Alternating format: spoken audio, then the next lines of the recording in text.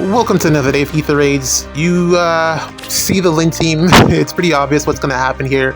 We're taking on Slade, and Slade from oh my god, my favorite, Teen Titans. Man, Teen Titans used to slap. Not the cartoony one. Well, I guess both of them are cartoons. Not the, the old school Teen Titans. That slapped.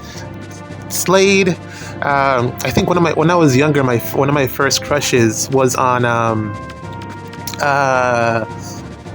jeez, not Starfire, the other one. I didn't. She was too happy-go-lucky for me. I wasn't like drawn to Starfire. Robin is not the. What is her name? I'm gonna look this up right now. My God, I cannot remember her name. Beast Boy. It wasn't Tara. Tara was cool, but man, what a traitor. Tara. Teen Titans. Teen Titans. Come on. What we got? Okay. Teen Titans Go. Yuck. Not pictures. Where's the characters? Cast? No. Okay. Raven. Oh, ironically, her name is Tara. Interesting. Interesting. Tara Strong. 52. It's interesting how, like, someone that, like, voiced, like, such a prominent character in like my early childhood is now 52. 1972. My God, that's so long ago. Well, I'm old, but 72 that's a long time ago. Wow. Looking at these wikis for some of these voice actors is actually pretty impressive just to see their catalog in terms of like some of the stuff they've done. Very, very underrated roles. Boondocks. Oh, you were in the I can see the Fairly Odd Parents. Yep. Sure, let's go. but yeah. Raven, one of my early crushes when I was just a wee lad. Yes, those are the good days. How did we get here? Oh, Slade. Yeah, Slade kicked Robin's butt. Slade was an absolute menace, yo. He was, Slade. Those were some good days, man. I really enjoyed that series. Anyways, yeah, we're taking on Slade here, and pretty much the strategy is just to get rid of the fire save, and then get rid of the only threatening unit here, which is Sigurd. Got to do this on turn 2 because if I attack on turn 1, then it means that I don't get the Lin Ring action from Vale here, who is my Ling Ring user. That sounds crazy. But yeah, Vale has the Lin Ring, so I gotta get Vale over there on turn 2, and then we're gonna take out Sigurd with Vale and Fjorm with Lin. Actual emblem Lin. And then from there we'll watch the movement of the enemy team, and then it should be good to go from there. My only concern is the movement of Golveg, because she has the Celica ring, so I just want to see where she's going to end up in terms of like positioning and stuff. But apart from that, there really isn't anything too threatening here. It's going to be a little bit challenging to get the pots, but as you can see, this is going to be straightforward, or as you're about to see, this is going to be pretty straightforward. Winning the speed check here is what's allowing us to take out Fjorm. As I said before, like if Fjorm wins the speed check, she doesn't have to worry about the Lin matchup. Lin will at least double. She'll at least get 2 hits in because of Potent. But as long as she's not getting the third hit, Fjorm will typically survive this combat. And it's very interesting, like even though Potent is such a big part of the game, and we've gotten to a stage where everything is actually just outspeeding Fjorm, there's still ways that you can build your defense to have Fjorm work, or not Fjorm, but just any speedy far save in general. You can build your defense to have the fast far save actually work, and that's good, I want to say, because you don't want to get to a point where at least for the speedier far saves, you don't want them to actually just get completely outsped and be like just out of the meta completely because they're absolutely not winning any speed checks. So yeah, I like that. There's still some amount of balance there, just a little bit, I want to say. But then you have units that are released like attuned Alm, and you're just like, what is this unit even? Like, I actually tried. I tried so hard to get Alm to fit on a team and work, but unless you're running Marissa support, which I'd recommend instead of going catcher because of the drive range, it allows you to just move a little bit more around the map and be a bit more mobile on offense. For defense, you probably want to go with Catria because it's more consistent to have the status effect. But ooh, this is nice. Let's see if we can take out Ather here. I think she'll be the right pick because that should remove the extra actions. But yeah, it's just how do I get Lynn over there is the question. But anyways, yeah, I really tried to get Attuned Alm to work. I even went into these SD favor battles with him, and my god, man, it was such a painful experience. He did not do well in the slightest. The problem with him in Ether Raids is he does really well against Shield Fighter, but you'll be surprised at how often, even like with units that have Shield Fighter, he will still miss the kill. He literally needs that third hit or that triangle attack because Rhea is everywhere, and like he needs 2 hits typically to take out Shield Fighter far saves. So it's just not great using Alm on offense. You need to partner him with some amount of triangle attack. Maybe I'd recommend Ira, given that it's water season, but then when it's not water season, what are you going to do with your Alm? Honestly, if you haven't pulled for him yet, I probably wouldn't. I'd recommend that you just pick up the legendary version because it's free. You probably have a free Farmer Soul, and I mean, you're probably at the end of the day probably not even going to use Alm in any case. But I wouldn't spend my orbs on him. If I were to recommend, I would not recommend that you pull for Attuned Alm. He takes a lot of work to use, man. The Warpin is nice, but honestly, they could have swapped that out for Brave, or at least give him Potent.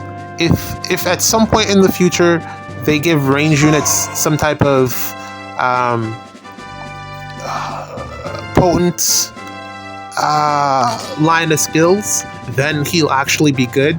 But currently he's not great, and I see that happening because for every skill there's always been an alternative or a line of skill or something similar for the range units. So I don't see them not doing that. At some point we'll have potent. At some point units will be able to do what Emblem Lin does. The thing that will make Emblem Lin unique in the future is the range. But we will definitely get some type of potent for the B slot for range units, and that's when Attuned Alm should really start to kick off. But then at that point you might as well just use some other ranged unit. They will all be able to do fairly well into Shield Fighter armors at that point. Hopefully they don't.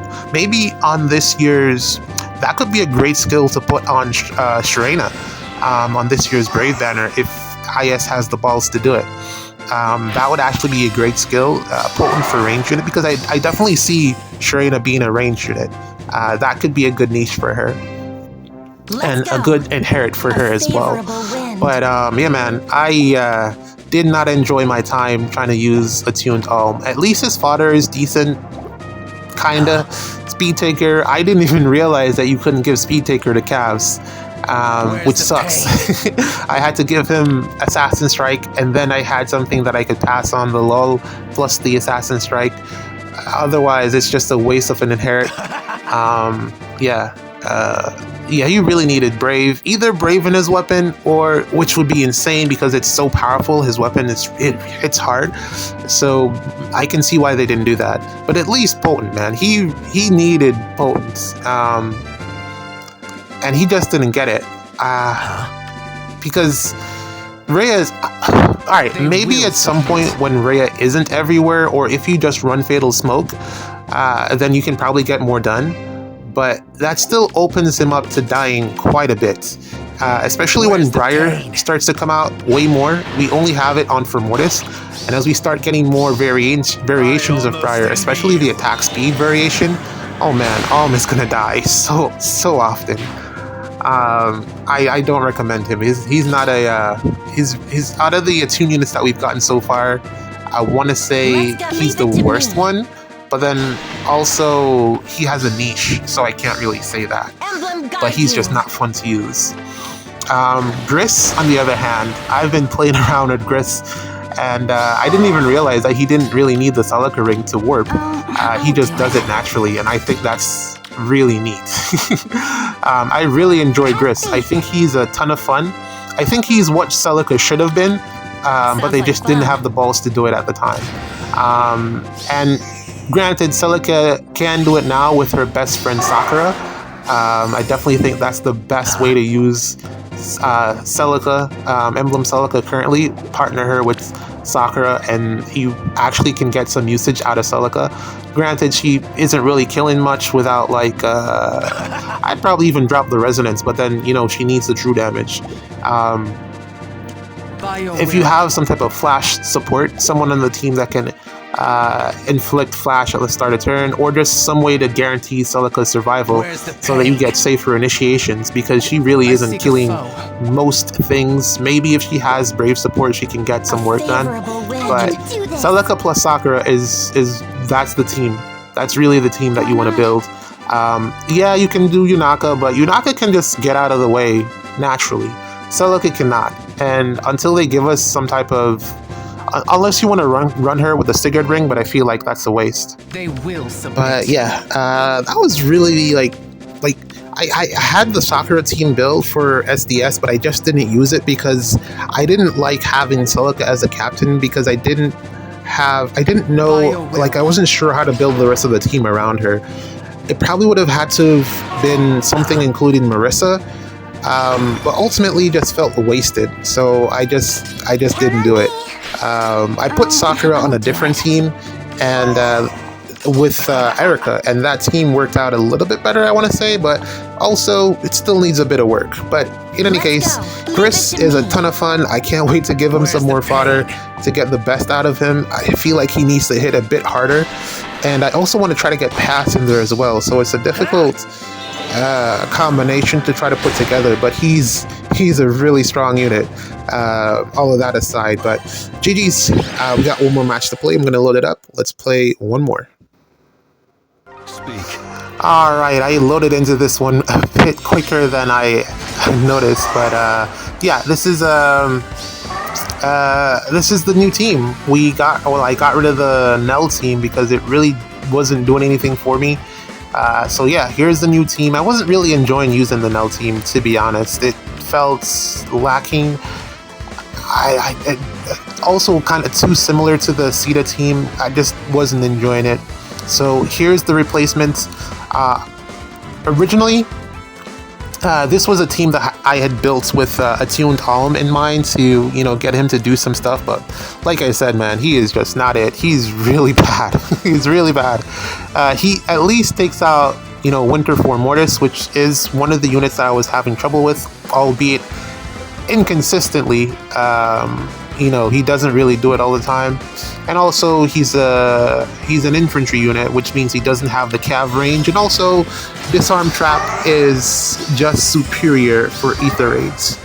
You really want to, you know, take advantage of being able to attack regardless of what spot you're putting your unit on, and that's what Shez allows me here, which is great. That's exactly what I need. So this team isn't the craziest. It's really just my strongest, or one of my strongest ranged nukes plus dancers, which has been a consistent strategy in Ether raids for years now. I want to say from the beginning, get your strongest nuke, put a bunch of dancers on the team, Wings of Mercy, go ham, and it tends to work 9 times out of 10. Really, what you want to do is get through the far save. Shez has trouble with Hector and Winter for Mortis, but most, you know, everything else she's able to take care of pretty easily once she wins the speed check, which I gotta bring up the fact that for some reason she doesn't get the the effective damage speed check against Rhea, which is so bizarre because it's a 20 stat swing in terms of she needs to have her speed needs to be 20 over greater than 20 or more than 20 times, not times, that makes it sound weird. Whatever Rhea's speed is plus 20.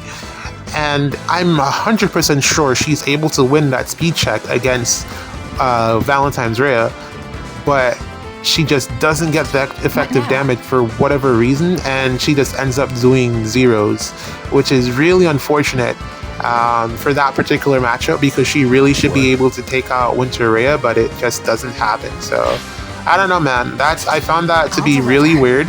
I'll test it out some more, but yeah. You've not seen a ton of far save Winter Rheas just yet, and for what is available, she takes it out pretty well. This Shez here, and then Chrom is just to help her get away, and then also Wind Sweep on Chrom to deal with the Winter Rheas that I've been mentioning so far. Winter Rhea is really just super annoying, and I had to go Water Sweep on Chrom specifically for that. To get rid of that unit. We also do have, or I also have a couple of support options here for Shez and Chrom in Ira and Plumeria, the new Plumeria here.